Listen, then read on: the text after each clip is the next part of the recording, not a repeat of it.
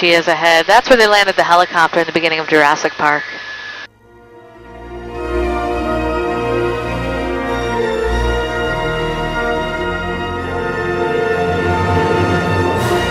there really a spot to land down there? Can you bring that a little closer to your mouth for me? Can't quite hear you. Can you really land down there? You can land down there, yes. You do need permission from the Robinsons. There's a little helicopter down there now. That one belongs to one of the Robinsons' buddies. Now, where they landed in Jurassic Park, can't land there anymore because there's actually a helipad installed at the base of the waterfall, right alongside the pool that the waterfall falls into. And that helipad was never certified by the FAA, so it had to be pulled out right after the completion of the movie. But you can land at the little grassy area there.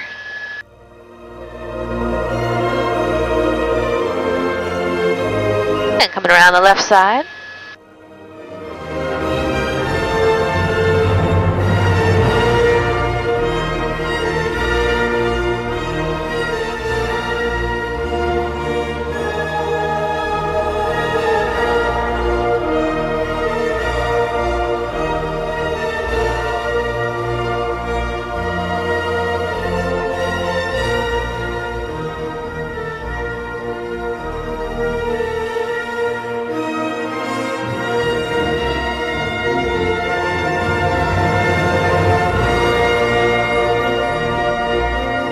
Now, because this is all privately owned, there's no way to see any of it except by helicopter. This is literally the Robinsons' backyard we're flying through right now.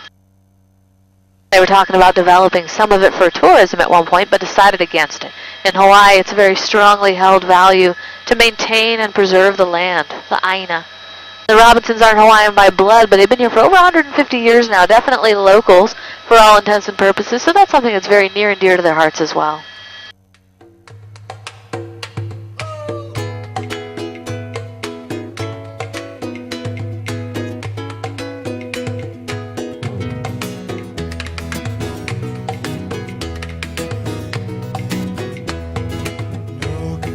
The original descendant of the family to come to Kauai was a Scottish woman by the name of Eliza Sinclair. She lived a lot of her life in New Zealand and sailed over this way back in 1863. A year after she arrived, she made the first land purchase for the family. She bought the island of Ni'ihau. That's the one we saw on the horizon earlier. We'll get a better view of it as we cross these mountains and continue westward. Ni'ihau sits 17 miles southwest of Kauai, and it's the remnants of a second volcano that grew up right next to Waialeale, the one that formed this island. It's known as the Forbidden Island. You're not allowed to set foot on Ni'ihau unless you were born there or invited by the king. That was a stipulation of the land deal when Eliza bought the place, that it never be developed or made public.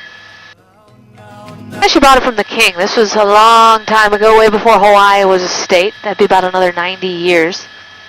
At the time, we were under the rule of King Kamehameha V, and he charged her $10,000 in gold for the island, which in today's money is actually only about 150 grand, so not bad for your own private island.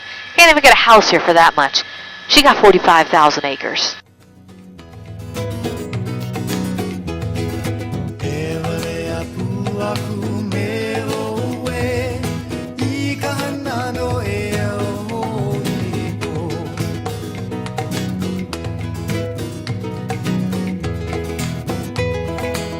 And we're coming up on a little canyon ahead of us. This is Olokele Canyon. The Robinsons own this too, and they got it for even cheaper than Ni'ihau. The entire canyon, as far as you can see out both sides, was gifted into the family as a wedding present.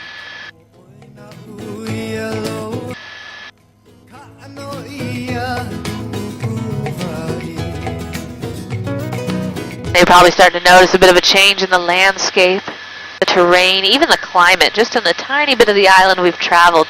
We have 7 climate zones on this one itty-bitty island, so you will see some pretty dramatic changes on the way around. We left on the east side, and the east and north sides tend to be the rainier side, so they're very green and lush. Whole north side's gorgeous rainforest. South side around Poipu is the sunny side, and we're working our way out to the west, where it's quite arid and desert-like. A lot like the southwest of the continental U.S., although it is more humid. Gonna put the world away for a minute, pretend I don't live in it. Sunshine gonna wash my blues away.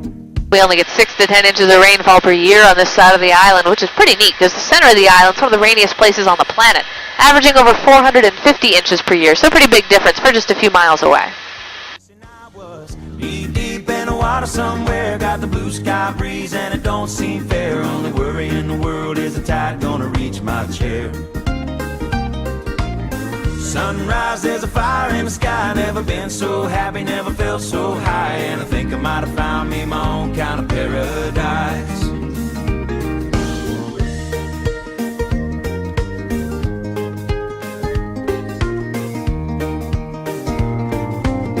And we're just coming up on the Robinsons' property line now. We'll be crossing on over into state land. What you're looking at ahead of you is known as the Grand Canyon of the Pacific. Welcome to the Waimea Canyon.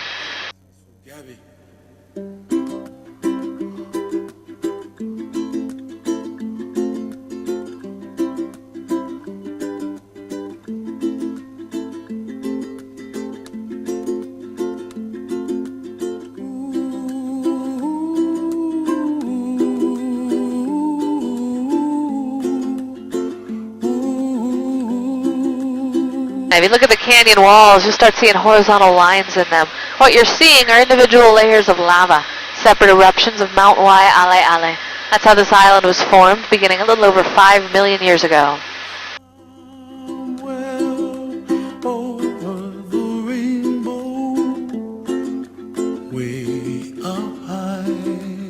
This is the oldest of the Hawaiian Islands, so it's had the most time for erosion to sculpt it. And this canyon is a great example of that. The Waimea River cut down through the canyon, and as it did, it exposed all the layers of lava to the air. Well, lava comes from the center of the earth, so it's very rich with iron. When that iron comes into contact with our humid, salty island air, it's going to oxidize or rust. That's where all this red dirt comes from, just a bunch of rust. And the dreams that you dream of, dreams really do come true. Someday you wish upon a star, wake up where the clouds are far behind. Be where trouble melts like lemon drops, high above the chimney top. That's where you find me, oh, somewhere over the rainbow. Bluebirds fly. We're going to head up into the northern end of the canyon. Another waterfall hiding up this way for you. She'll start coming into view high out your front right. There she is. That's Waipo'o Falls. Waipo'o stands 800 feet tall, a little bit more than double the height of Jurassic Falls. Now this one you can hike to. The canyon trail starts at the north rim up ahead of us, takes you right down to the top of the waterfall. About a 3.6 mile round trip. When I think to myself, what a wonderful world. Well, I see skies of blue and I see clouds of white and the brightness of day. I like the dark and I think to myself, what a wonderful world.